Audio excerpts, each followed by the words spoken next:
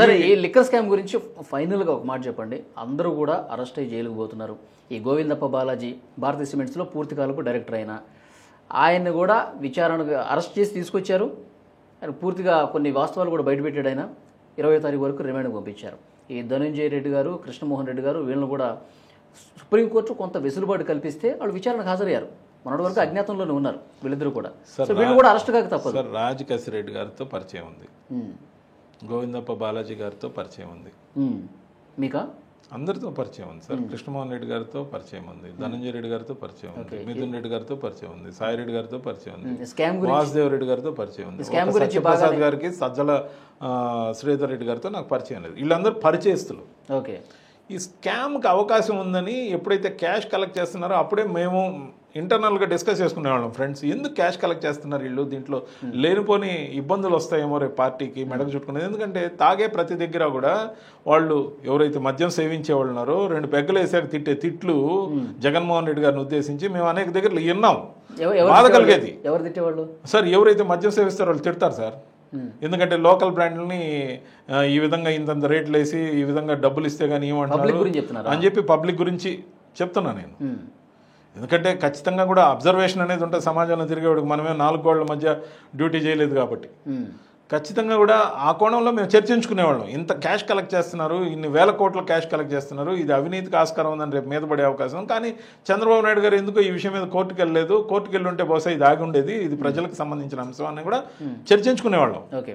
సరే, భారతీ గారి మనిషి ఇందులో ఇన్వాల్వ్మెంట్ ఎట్లా వచ్చిందంటారు? భారతీ గారి హ్యాండ్ ఉందా ఈ స్కామ్లో? భారతీ గారు అనే మాట అసలు తీయొద్దండి. అసలు భారతీ గారు అనే పదం తీయడమే అనైతికం అంటాను నేను. ఎందుకంటానంటే ఇదంతా మీడియా సృష్టి అంటాను నేను. మనకు నచ్చినా నచ్చకపోయినా భారతీ గారు ఏ పదవిలో లేరు. భారతీ సిమెంట్స్ డైరెక్టర్ ఈ మద్యం స్కామ్ లో ఎట్లా ఇన్వాల్వ్మెంట్ అయ్యాడు? డైరెక్టర్ కావచ్చు, ఇంకో ఐటీ అడ్వైజర్ కావచ్చు, ఇంకొక ఓఎస్డి కావచ్చు, ఇంకోరు కావచ్చు, ఇంకో అరెస్ట్ అయిన వాళ్ళు కావచ్చు, వీళ్ళందరికీ సంబంధించి మూలమైన ప్రశ్న ఒకటే. నేను మూలమైన ప్రశ్న ఒకటే సంధిస్తున్నా. మిమ్మల్ని రాజశేఖర రెడ్డి గారు ప్రభుత్వంలో ఉన్నాడు సార్, ఆయన ఐటీ సలహాదారు. ఈయన ప్రభుత్వంలో ఉన్నాడా? గోవిందప్ప బాలాజీ. వల్లి గారు, నేను ఒక మాట అడుగుతున్నా, మిమ్మల్ని కూడా రిక్వెస్ట్ చేస్తున్నా, మీ మాధ్యమంగా మొత్తం మీడియాని రిక్వెస్ట్ చేస్తున్నా. ఈరోజు మనం అందరం గురి పెట్టాల్సిన దగ్గర గురి పెట్టడంలా, గురి కరెక్ట్గా పెడితే కరెక్ట్గా పడుతుంది. మనం అందరం అడగాల్సింది ఏంటి, ఈ మద్యం స్కామ్కి సంబంధించి కొన్ని పాలసీ డెసిషన్స్ ఏవైతే తీసుకున్నామో దీంట్లో కరప్షన్కి తావిచ్చారని ఈరోజు ఎంక్వైరీ జరుగుతుంది కదా. మనం అందరం గురి పెట్టాల్సింది ఏంటంటే, ఈ మద్యం పాలసీ తీసుకురావడానికి మేము ఒక 7 మంది ఇలా సమావేశం అని చెప్పింది ఎవరు? ఆయన చెప్పేది నాకు తెలియదు సార్, నిజంగా చెప్తున్నా. అనుమానాలు ఉంటే ఉండుండొచ్చు, ఆలవగ్గా కొంచెం తెలిసి తెలియనట్టు పొగొచ్చుంటే వచ్చుండొచ్చు. వాటి గురించి మాకు అందాజు కూడా లేదు. మేము అందరితో కలిసే తిరిగాం. ఒకసారి విజయసాయి రెడ్డి గారు మీడియా ముందుకు వచ్చి పలానా విషయాల్లో ఇతనే ప్రధానమైన ముద్దాయి, ఇతనే కర్త కర్మక్రియ అని చెప్పేవరకు మాకు లోతుగా తెలియదు. ఓకే సార్, మనం అంతా ఒకే దగ్గర కూర్చుంటాం, రూమ్లో కూర్చొని ఎవరు ఏం మాట్లాడుకుంటున్నారు ఎలా తెలుస్తుంది సార్? ఖచ్చితంగా తెలియదు కదా. సో పాలసీ డెసిషన్ ఈ విధంగా జరిగింది, మేము కూర్చున్నామని ఆయన చెప్పారు కదా. ఇదైతే ఎవిడెంట్ కదా. అవును. ఆయన ఎక్కడ కూర్చున్నామని చెప్పారు? విజయసాయి రెడ్డి గారు ఇంట్లో. ఎక్కడ? Journalist colony Hyderabad. First journalist colony Hyderabad Jubilee hills, దాని తర్వాత తాడేపల్లి ఆయన నివాసం. ఈ 2 నివాసాల్లో పాలసీ తీసుకోవడానికి కూర్చున్న వ్యక్తులు ఎవరు? సాయి రెడ్డి గారు, మిథున్ రెడ్డి గారు, రాజకేశ్ రెడ్డి గారు, లేకపోతే ధనంజయ రెడ్డి గారు ఉన్నారని ఆయన చెప్పలే. కానీ ఉన్నారా అని సిఐడి అడిగింది, నేను గుర్తు తెచ్చుకొని చెప్తాను మాత్రమే అన్నారు. ఈరోజు సబ్సిక్వెంట్గా వాళ్ళ మీద విచారణ జరుగుతుంది. మిగతా పేర్లు రాలే, కానీ సజ్జల శ్రీధర్ రెడ్డి పేరు చెప్పారు, మరి సత్యప్రసాద్ పేరు చెప్పారు, మరి వాసుదేవ్ రెడ్డి పేరు చెప్పారు. ఆయన ఈ చెప్పిన పేర్ల వరకే తీసుకుందాం సార్ సరదాగా. ఒక సివిలియన్గా, ఒక సిటిజన్ ఆఫ్ ఇండియాగా, ఒక సిటిజన్ ఆఫ్ ఆంధ్రప్రదేశ్గా, మనం ఓటింగ్ రైట్స్తో, మన మీడియా నుంచి ప్రతినిధిగా మనం అడగాల్సిన సబ్జెక్ట్ ఏంది? విజయసాయి రెడ్డి గారు ఏం చెప్పారు? కర్త కర్మక్రియ రాజ్ కసిరెడ్డి అని చెప్పారు. నేను కానీ మీరు కానీ ఎంటైర్ మీడియా కానీ అడగాల్సింది ఒకటే ప్రశ్న, who is Raj Kasireddy? Who is Raj Kasireddy? ఆయన కర్త కర్మక్రియ అని చెప్పారు కదా. Who is Raj Kasireddy to decide కర్త కర్మక్రియ? Who gave that powers? Okay, who entitled him that powers? ఇక్కడ వస్తుంది మ్యాటర్. దీన్ని కదా మనం అడగాలి. మనం హడావిడిగా ఏం చేస్తున్నామంటే, అసలు జగన్మోహన్ రెడ్డి గారినో లేకపోతే అసలు ఎక్కడా కూడా సంబంధం లేని భారతమ్మ గారినో ఏదైతే అంటున్నామో అది కాదు చేయాల్సింది. మనం ఏదైనా కూడా 23 స్టెప్స్ ఎక్కాలంటే 1, 2, 3, 4 ఎక్కాలి. నేను అనేది ఒకటే, సంబంధం లేని పేరు ఎందుకు వస్తుంది గోవిందప్ప బాలాజీ? మీరు అడగండి సార్, మీరు ఎన్ని పేర్లైనా రానియండి సార్. అసలు ఈ రోజు లేటెస్ట్ గా ఆయన నిన్న విచారిస్తే ఇంకో 20 మంది పేర్లు రానియండి సార్. రాజకేశ్వర రెడ్డి ఆఫీస్ కు వెళ్లి గోవిందప్ప బాలాజీ మాట్లాడుతున్నారు. జగన్మోహన్ రెడ్డి గారు, భారతిరెడ్డి గారు వాళ్ళు ఏదైతే సూచనలు చేశారో అవి నేరుగా వచ్చి కేసిరెడ్డి రాజశేఖర రెడ్డితో మాట్లాడి ఏదైతే కలెక్ట్ చేసిన ఆ వారం రోజులకు సంబంధించిన సొమ్ము ఏదైతుందో ఆయనే బ్యాగుల్లో మూటగట్టి ఆయన వాహనంలోనే తీసుకెళ్లాడంట. ఇది నిన్న సిఐడి విచారణలో బయటకు వచ్చింది. మీ దగ్గర కాపీ ఉందా sir? Statement copy with signature. అందుకే మనం మీడియాలో మాట్లాడేటప్పుడు మనం కానీ జాగ్రత్తగా మాట్లాడితే మనకు కావాల్సిన రిజల్ట్ రాజకేశ్వర రెడ్డి అన్నారు మీరు. హూ ఈజ్ గోవిందప్ప బాలాజీ మద్యం policy? Who is everybody? They are not having any sanctity at all. Nobody is having that sanctity to take the decision of that policy. That policy is a prime policy which decides the fate of lakhs of people who actually drink. అది మందుకి బానిసత్వంతో తాగిన దానికైనా దానికి తీసుకునే పాలసీకి అసలు cabinet రూపంలోనో చర్చ జరగాలి, లేకపోతే ముఖ్యమంత్రి గారే డైరెక్ట్గా ఒక కమిటీని రిక్రూట్ చేయాలి, కమిటీకి ఆ పవర్స్ ఎండోర్స్ చేయాలి, ఆ కమిటీలో మెన్షన్ చేసిన సభ్యుల్ని ఆ పాలసీ తీసుకునే వాళ్ళుగా కూర్చోవాలి. ఆ కూర్చునేది కూడా మన తోచిన దగ్గర ఫామ్ హౌస్లోనో ఇళ్లలోనో కూర్చోకూడదు, అఫిషియల్గా కూర్చొని చెయ్యాలి. నేను చెప్పేది అదే సార్, ఎక్సైజ్ మినిస్టర్ లేడు, క్యాబినెట్లో తర్వాత రాటిఫై చేసుకున్నట్టున్నారు జీవో ఇచ్చిన తర్వాత. ఇంత చనువు రావడానికి నీకు పర్మిషన్ ఇచ్చింది ఎవడు? Big boss. ఆ మాట చెప్పండి. వచ్చి రేపు వాళ్ళు కానీ కోర్టులో సార్ చర్చ జరగడం వేరు. వలి గారు చర్చ వలి గారు ఈ దేశంలో ఇంతవరకు ఒక బోఫోర్స్ కేసులో తప్ప, అవినీతి కారణంగా ఓడిపోయిన రాజీవ్ గాంధీ గారు తప్ప, ఆ తర్వాత వచ్చిన సబ్సిక్వెంట్ ఎలక్షన్స్ లో ఎవరి మీద ఎన్ని అవినీతి ఆరోపణలు ఉన్నా ఏ ఒక్కడు ఓడిపోలా. కాబట్టి ఎన్ని ఆరోపణలు చేసినా ఎన్నిసార్లు జైలుకు పంపించినా దండగా, అసలు మూలాల్లోకి పోకుండా ఎస్ మేము తప్పు చేసామని నిర్ధారణకి వాళ్ళంతటి వాళ్ళు వచ్చే విధంగా ఆధారాలు ఏవైతే పెట్టాలనో వాటిని క్రమబద్ధీకరించి పెట్టాలి. 1వ మెట్టు నుంచి 23కు పెట్టినప్పుడే మన కాళ్ళు జీలిపోతాయి. మనం మెట్లు ఎక్కాలి విచారణలో. ఈ రోజు కూడా మంత్రిని పిలిచి స్టేట్మెంట్ రికార్డ్ చేయట్లే విచారణ ఏజెన్సీ. నేను అడుగుతున్నది ఒకటే, మంత్రి గారు నిస్సందేహంగా దీంట్లో డార్క్లో ఉంచబడ్డారనేది నాకున్న సమాచారం. మంత్రి గారిని పిలిచి అదే మాట చెప్పించచ్చు కదా అంటాను నేను.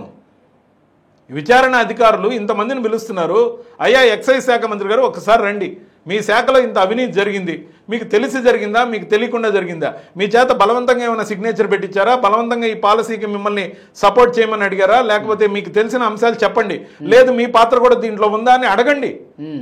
అలాగే మద్య నియంత్రణ కమిటీ చైర్మన్ లక్ష్మణ్ రెడ్డి గారు ఉన్నారు, ఆయన్ని కూడా ఒకసారి పిలిచి స్టేట్మెంట్ తీసుకోండి. నేను ఎందుకంటానంటే ఈ విచారణ పారదర్శకంగా ఈ విధంగా స్టెప్ వైజ్ జరగనప్పుడు కక్షపూరితంగా జరుగుతుందనే విధానంగా ఏదైతే పోతుందో దానివల్ల జనాల్లో సింపతి వస్తుంది జగన్మోహన్ రెడ్డి గారికి. మీరు లోపలేయచ్చు ఎవరినైనా, రేపు ఏమవుతుంది, తిరగబడుతుంది. మీరు చేయాల్సిందేంటి, చేస్తున్నదేంటి? మీరు విచారణ చేయండి, ఎవరినైనా అరెస్ట్ చేయండి, చట్టం ప్రకారం నిర్ధారించండి, వాళ్ళకి శిక్షలు పడేలాగా లాజికల్ కంక్లూజన్ వరకు నిలబడండి. అలా కాకుండా నేను అడిగేది ఒకటి, ఎక్కడ జరుగుతున్నాయి వలి గారు? ఇప్పటికే దాదాపు 2 నెలల నుంచి ప్రసహనం నేను చూస్తున్నా, ఒక భారతీయ జనతా పార్టీ సభ్యుడిగా ఆవేదన చెందుతున్నా. ఎందుకు పద్ధతిగా జరగట్లేదు, ఎందుకు కసిగా జరగట్లేదు అంటే కావాల్సిన వాళ్ళని ఏరుకొని వచ్చే వాళ్ళని మాత్రం ఒక మంత్రి గారు స్టేట్మెంట్ తీసుకోవడానికి వీళ్ళకి వచ్చిన అబ్జెక్షన్ ఏంటి? నేను అడిగే స్టేట్మెంట్ దాంట్లోనే చాలా ఉంది గోప్యనీయత. స్టేట్మెంట్ తీసుకున్న మరుక్షణం ఆయన కానీ నాకు సంబంధం లేకుండా చేశారండి, నన్ను డార్క్లో ఉంచారండి అని చెప్తే ఎంత పెద్ద నేరమో తెలుసా?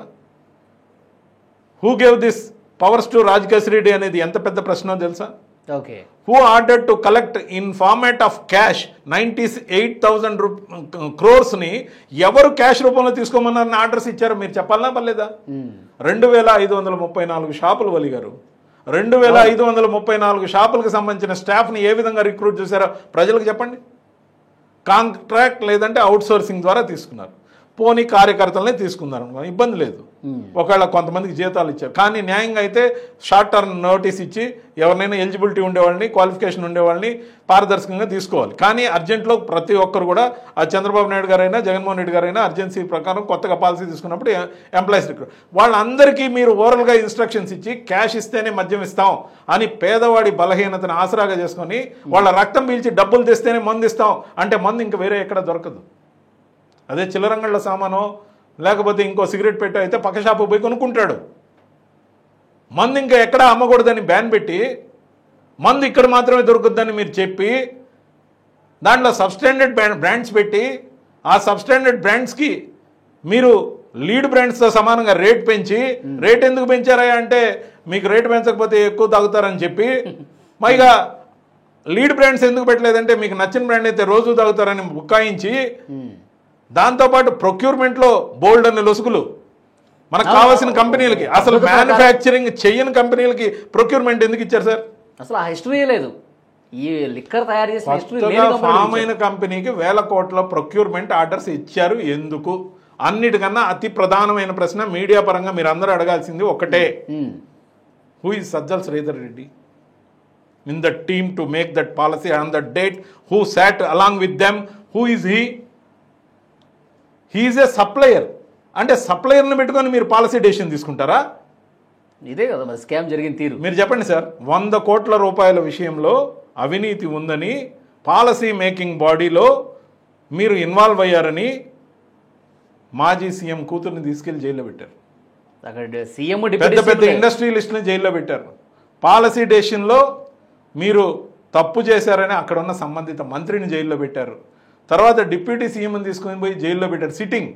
సిట్టింగ్ సీఎంని తీసుకొని పోయి జైల్లో పెట్టారు. ఆల్ టుగెదర్ పాలసీ మేకింగ్ డెసిషన్లో మీరు వెండర్స్తో కుమ్మక్కయ్యారనే కదా. ఓకే, సింపుల్ లాజిక్, బాగా అర్థమయ్యేట్టు జనంలోకి వెళ్ళాలి. సింపుల్ లాజిక్, వెండర్స్తో కూర్చొని సీఎం గారి లెవెల్లో, డిప్యూటీ సీఎం లెవెల్లో, మంత్రి లెవెల్లో అందరూ కుమ్మక్కయ్యారనే కదా ఇండస్ట్రియలిస్టులను పట్టుకెళ్తారు. పెద్ద పెద్ద ఇండస్ట్రియలిస్టులని వాళ్ళ కొడుకుల్ని పట్టుకెళ్తారు. 100 కోట్ల రూపాయల అంశం సార్, ఇది 98,872 కోట్ల రూపాయల మ్యాటర్. అంత అవినీతి కాదు, అది టర్న్ ఓవర్. కానీ ఇక్కడ నేను చెప్పినన్ని లొసుగుల్లో, చెప్పినన్ని మార్గాల్లో అవినీతికి ఆస్కారం ఉందని కళ్ళ ముందు వినవచ్చిన ప్రతి ఒక్కరూ నిర్ధారించుకుంటారు నేను చెప్పే మాటలు వింటే. మరి ఇంతటి అన్యాయం, ఇంతటి దుర్మార్గం, ఇంత నీచమైన స్కామ్ ఈ దేశంలో జరిగితే ఒక పద్ధతి ప్రకారం దర్యాప్తు జరగడం లేదంటాను నేను.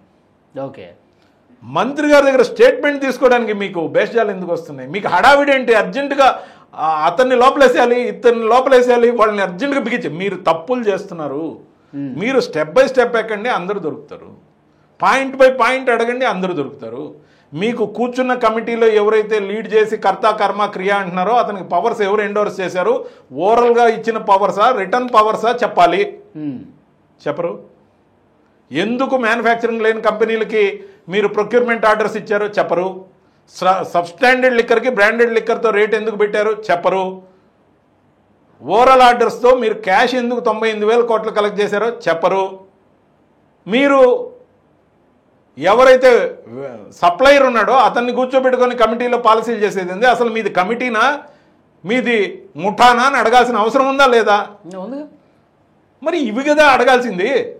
ఎంక్వైరీ జరుగుతుంది, కక్షపూరితంగా జరిగితే గోడబడిపోతారు సార్. ఈ కమిటీ కానీ, ఈ సిట్ కానీ, ఈ సిఐడి కానీ చేసే విచారణలో రోజువారీగా ఏదైతే చేస్తున్నారో స్టెప్ వైజ్గా ప్రజలకు అర్థమయ్యేటట్టు ఈ ప్రశ్నలు సంధిస్తూ ప్రశ్నలకు ఆన్సర్లు రాబట్టే క్రమంలో ఎంతమందినైనా ఎవరినైనా అరెస్ట్ చేయొచ్చు. కానీ సిస్టంలో మంత్రిని ఎందుకు వదిలి స్టేట్మెంట్ తీసుకోమంటే బుక్కాయిస్తారు సార్? నాకు అర్థం కాదు. ఒక బీజేపీ సభ్యుడిగా నాకు చాలా బాధ కలిగించే అంశం. ఆయన ఇంటికి మీరు వెళ్ళండి, పోనీ ఆయన ఇంటికి మీరు వెళ్ళండి.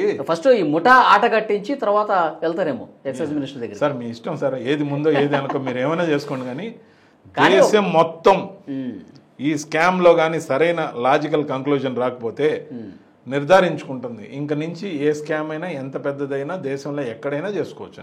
లేదంటే ఈ సోకాల్డ్ మెంబర్స్ ఇంకో రాష్ట్రాలకు పోయి చేస్తారు. మొన్న అరెస్ట్ అయింది ఎవరు సార్?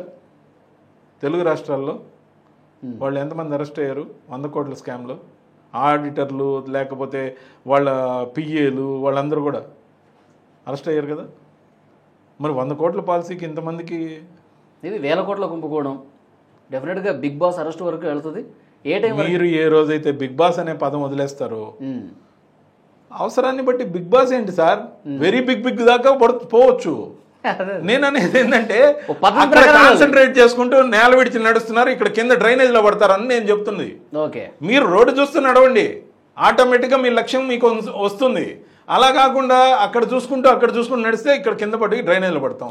అసలు ఎటు కాకుండా కేసు కంక్లూజనే ఉండదు.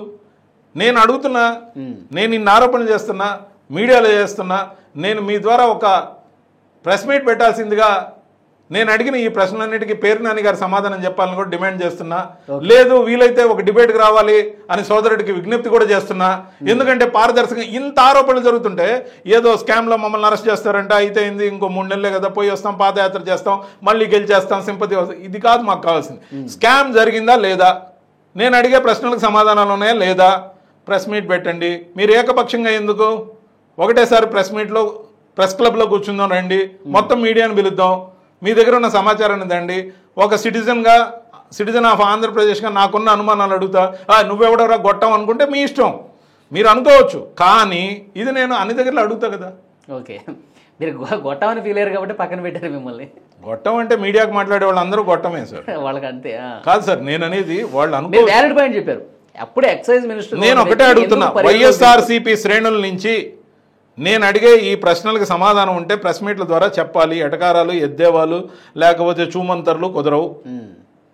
మమ అనిపిస్తే కుదరదు. స్కామ్ జరిగిందా లేదా, స్కామ్ జరగలేదు, ఎవరు నియమించారు ఆ కమిటీని, సోకాల్డ్ కమిటీని, ఆ కమిటీకి పవర్స్ ఉన్నాయా, ఆ కమిటీ ఎవరు నిర్దేశిస్తే వచ్చింది, ఓవరాల్లా రిటర్నా, కమిటీ ఫామ్ అయిందా, కమిటీ తీసుకున్న నిర్ణయాల ప్రకారం జీవో ఎందుకు ఇచ్చారు, వెండర్ని ముఖ్యంగా సప్లయర్ని కూర్చోబెట్టుకొని మీరు ఎందుకు పెట్టారు, ఇవన్నిటికి సమాధానం చెప్పాలి సార్ వైఎస్ఆర్సీపీ. అవును, చెప్పాలి, చెప్పి తీరాలి. చూద్దాం నెక్స్ట్ ఏం జరుగుతుందో. మీరు అన్నట్టు నేల విడిచే సాము చేస్తున్నట్టుగా ఇన్వెస్టిగేషన్ సార్. విచారణ సంస్థలు కూడా నా విజ్ఞప్తి సిన్సియర్గా point by point step wise విచారణ జరపాల్సిందిగా, మొహమాటాలకు పోకుండా లాజికల్ కంక్లూజన్ కోసం ప్రయత్నించాల్సిందిగా, ఒకరి తర్వాత ఒకరికి బెయిల్ వచ్చి వాళ్ళందరూ తప్పించుకునే విధంగా కాకుండా కాంక్రీట్గా విచారణ చేయాల్సిందిగా నేను కోరుతున్నా. దాంతోపాటు ముఖ్యంగా ఇది ప్రజల సొమ్ము, ప్రజల బలహీనత మీద సంపాదించిన సొమ్ము, ప్రజల బలహీనతను అడ్డం పెట్టుకొని ఎక్కడి నుంచి అడక్క తినైనా క్యాష్ రూపంలో లాక్కున్న సొమ్ము. ఖచ్చితంగా దీని మీద పారదర్శకంగా దర్యాప్తు జరగాలి. ముఖ్యంగా వెంటనే సంబంధిత మద్య నియంత్రణ కమిటీ చైర్మన్ని కూడా వాళ్ళ స్టేట్మెంట్లు తీసుకోవాల్సిందిగా, రికార్డ్ చేయాల్సిందిగా కోరుతున్నాం. అలా జరగాలని కోరుకుందాం. Thank you very much Rajendra.